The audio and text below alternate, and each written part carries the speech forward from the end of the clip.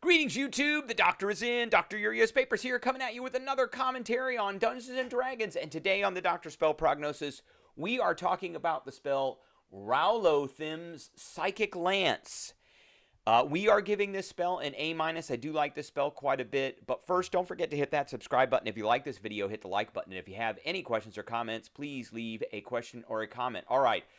Don't quite know who RAULOTHIM is. We'll have to maybe do a video about that at some time, because he is one of the least named kind of wizardry, magey type of characters within the Dungeons & Dragons universe. But, you know, I haven't heard a lot about him or her in the context of like Bigby or Mordenkainen or Rary or any of the other ones, Tensor or any of the other ones. Okay. So it is a 4th level spell. It takes 1 action, has a range of 120 feet, and only a verbal component. It is an enchantment spell, and it is usable by bards, sorcerers, warlocks, and wizards. So basically all of the base arcane classes. They're not sure why this one is not more specific to the subclasses, but it's all the base classes. And again, this is another one of these spells that is usable by both sorcerers and wizards, whereas there's other spells that I don't really see the rhyme or reason why they're only usable by one of those classes or the other. But it is what it is. It seems like a lot of the enchantment spells are usable by all of them. So you unleash a shimmering lance of psychic power from your forehead at a creature you can see within range. Alternatively, you can utter a creature's name. If the named target is within range, it becomes the target of the spell, even if you can't see it. If the named target isn't within range, the lance dissipates without effect. So what that means is, if you don't know them, then you can just blast them if you can see them. But if you know them, and you only have to know their name, that's it. You just have to know their name. Even if they're invisible, they're going to get blasted, which is great. So that is a reason, that's one of the big reasons why I'm giving this an A. Or an A-, because there are situations where this will become extremely useful, especially if you cannot figure out how to find something. It just has to be within 120 feet, and 120 feet is a great range. So the target must make an intelligence saving throw, best saving throw in the game. Very few things have a very high intelligence. On a failed save, the target takes 76 psychic damage, so that's just a smidgen less than a fireball spell. But if they fail their save, they take 76 psychic damage, and they're incapacitated until the start of your next turn. So it's not forever, but it's one round. It shocks them, you know, not like shock with electricity, but paralyzes them. And so let's look at incapacitated. Can't take actions or reactions. So they can still defend themselves. They just can't take actions or reactions.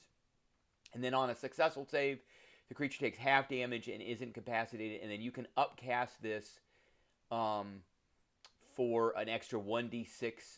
So you could get it to, if you cast it as a 5th level spell, you could get it to the power of a fireball for one creature. Now, it is targeting one creature, but it is very easy to target those creatures because of the second part of the spell where you just need to know their name.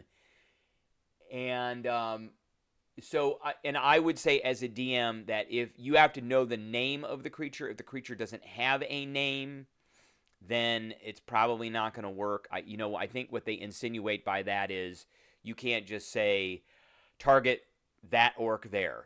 That won't work, or target that Ankeg there. I mean, I don't think Ankegs have names, so this spell really wouldn't work. I guess it's targeting their psyche and their very unique psychic signature.